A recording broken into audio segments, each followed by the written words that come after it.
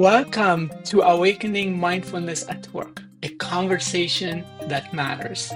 I'm Pierre And I'm Sarah Killeen.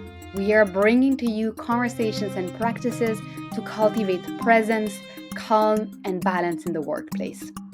So let's begin right here, right now. Great. Welcome, everyone. Hi, Pierre. Nice seeing you. Hello. So today's topic is, it's quite an interesting one, and I think it's one that a lot of people are wondering about. In the last, more than the last year, but AI has been everywhere, right? It started being integrated in every tool and platform we are using in our personal life, at work. There's this big push to use AI, use AI, use AI, especially in the workplace. Um, and I think we can all agree that there's a lot of benefits to using AI. Yes, it can, make you more productive, have you, automate some things that otherwise you would be spending a lot of time and energy doing. And now you can use that time and that energy to do something else that adds more value and so on. So lots of benefits that, we can discuss as well. And it doesn't stop there, right? It's not just beneficial. There are obviously, drawdowns. There are obviously risks and pitfalls, and especially when we look at it from the mindfulness lens, right? What is a mindful use of AI in our personal lives, at work? And I want to bring to this topic. I want to bring to this podcast something I read. One sentence I read from an author that I really like. His name is Mark Rose, and he's an author and a human connection specialist. I don't know if you know him. And he wrote this one sentence. It was part of a bigger post, and I just read this one sentence, and I thought, what a great gateway into reflection.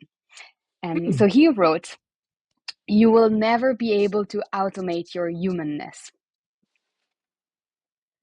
And that really lit a little, little light bulb in me, because precisely what we are doing here, being mindful, being on the mindfulness journey, being mindful at work, is to put the human as well at front and center, right? That we are human beings and we have emotions, we have feelings, we're not just robots. So AI can help us, yes. And we have to remember that what really makes us thrive, makes us being human, cannot be done by AI. And if I think, and that's I'd love to discuss that with you today, but I think this massive push into, more and more and more of AI is also maybe pushing us into less and less and less of human, if we don't keep that as an intention, if we don't remember what it means to be human at work and in our lives in general. So I'm bringing Yeah. that topic to you today. I'm very curious about your initial thoughts and where this will lead us. Yeah. Yeah. Wow. This is such a timely topic. And um, as you said, Sarah, we see AI everywhere. Even in cars, AI now you can just talk to ChatGPT and ask questions. It's already connected, integrated. So, this idea of our humanness and how AI, yes, it's great, it's helpful, it's everywhere, but there's a human element that is by far more interesting and the core of our existence anyway. And that remains that way. AI cannot automate this. I think this your quote is just so right on. Um, so there is HI, which is human intelligence, which is I still think is um, by far the one that's our focus because it is more connected to our humanity. Um, there's a lot we can go from here. There's a lot of different directions we can go.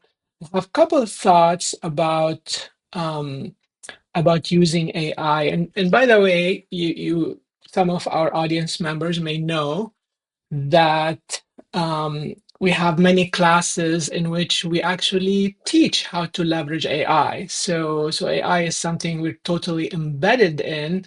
However, one of the important teachings in these classes is that we really need to be using those tools thoughtfully and bring intention to what do we really want, why are we using the tool in each situation, and then step back and reflect, is the output, whatever the tool is telling us, is that what we really want to convey, and then reflect and adjust.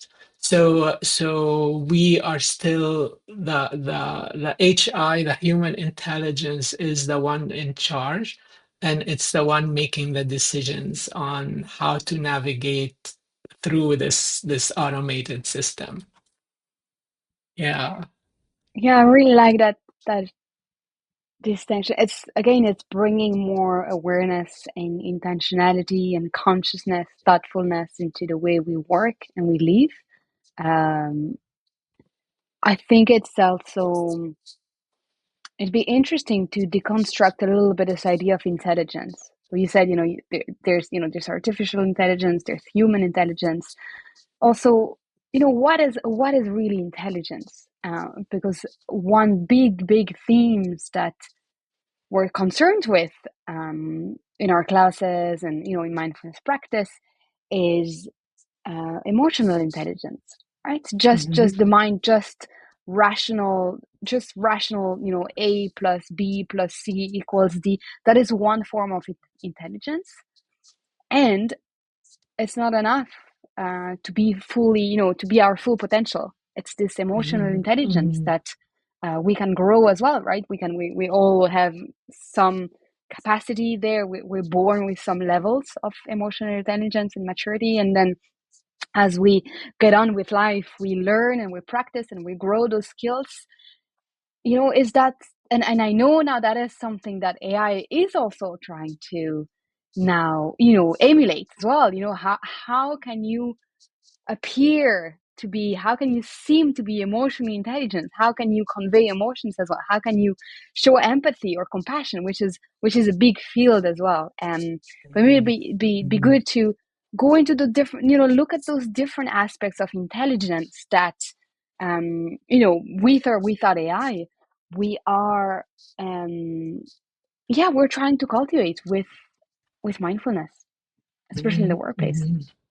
Yeah, yeah, yeah. So I think part of the point you're bringing up, Sarah, is that mindfulness and being mindful are almost the core capability or ability that's going to help us stay stay more appreciative of the human side of things, um and it's almost, I don't want to say the antidote of being so pulled by technology and automation and AI, but it is a necessary skill to help us stay more aware of the human side and more appreciating the human side, and not get too drawn into believing AI is the answer for everything. It's not the answer. It's one thing I talk about it in our design thinking class is, yes, we can leverage AI fully, but it's not going to give us the answers. We need to look at everything we get, and then we are the designer, we're the producer, and AI Mm, is the tool that can be a good companion. It's an amazing companion in helping us, but mm, we're the people putting the thinking behind the scene and staying aware of what's really going on and how our stakeholders are feeling about things. mm. Yes, and I think in that equation, mindfulness is the variable that determines whether use of AI creates connection or disconnection. Mhm. Like you were saying, Mhm. if it's used thoughtfully, if we are asking ourselves the right questions around it, if we are fully, if this is an extension of us almost, as if this is Mhm. almost like having another brain that can do a few things that then frees up some space for us to do other things, but really like an extension of our values, an extension of what we want to stand for, and the qualities that we want to cultivate. Mhm. Wonderful. It can create connection in that sense. And I've seen again and again, especially in the workplace, how it can create disconnection. I don't know about you. Mhm. I've receiving, for example, emails that have been written with very little human input doesn't make you feel really good. Mhm. It Mhm. creates disconnection. It creates distrust. It creates detachment. And Mhm. that is something, especially in this world that has become very remote as well. It's very digital. It's very remote. You do not have that connection in person. You do not have that, the gestures, Yeah. the energy. You can't really. You don't have that communication. Communication. A lot of the communication goes through words, through Mhm. written communications, and yeah, I guess how mindfully you are using AI as an extension of yourself or just as an outsourcing something that you don't really want to do will create either connection or disconnection. Mhm. Mhm. Yeah, yeah, something that we need to remind ourselves as we use AI is that question you just posed, like, is this creating connection or disconnection? Um, and being aware of that. So back to teaching AI and our email class where we actually leverage AI to help write and reply to email. However, we totally emphasize what I mentioned earlier, which is AI is just giving you a good head start or maybe ideas or a way to improve the flow. But then it's the human checking into, is this conveying my intention? Does this have the tone that I want to portray? And then making our adjustments accordingly. So yeah, keeping going back to the human part that needs to be in charge, and AI is the tool. So Hmm. another thought came up as we, yeah, go ahead, Sarah. I think you have something to want to share. No, Go but ahead. yeah, I wanted to bring up another dimension Yeah. of it too, um, which is, and it's something that has started being discussed quite a little bit lately. It is this, and there's been quite a few studies now that have shown that the extent to which you are defaulting to artificial intelligence might your brain might shrink in a sense, that you Mm, are mm, getting into homogeneity, the way, again, it's all about consciousness, it's all about mindfulness. If you are not conscious of when not to default to artificial intelligence rather than your own intelligence, your own the mm, creative power of your own brain, you will lose some of that creativity. Over time, mm, you get mm. into that homogeneity. You get into that. You lose parts of the beauty of just having your own brain to be creative. And yeah, that's something I was keen to mention and hear what you're thinking. Yeah, yeah, yeah. So, yes, so there could be two sides to this. So I see that this can happen, that we rely too much and we stop that thinking process. We just kind of delegate that thinking, and that can, be somehow shrinking our abilities because we're no longer practicing them. So then the other side, I'm just gonna throw in this idea. um, I think in order to use AI in a way that's intelligent and useful, I actually think there is more thinking that needs to go into it. So we need, actually, if we want to use AI intelligently, as I mentioned that earlier, we're the designer. So we're the one who need to be thinking strategically, what is the big picture here? What is needed? And then using AI in ways that really leverages AI without giving AI the power. Mm. Um, Yeah, so enhancing yeah. enhancing your Mm, abilities rather than yeah, delegating or replacing. Yeah, I really like that. yeah. So many dimensions, so many different perspectives.